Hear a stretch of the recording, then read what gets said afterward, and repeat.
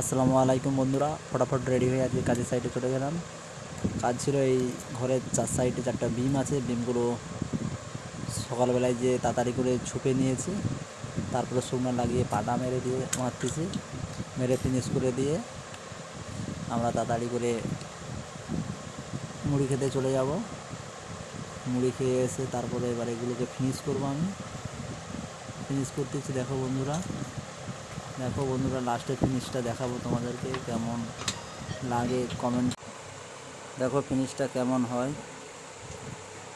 আমরা তো এইভাবে কাজ করি, তোমরা কেমন কাজ করো প্লিজ কমেন্ট করে জানিও বন্ধুরা।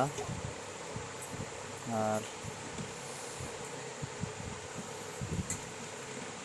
এই রুমটা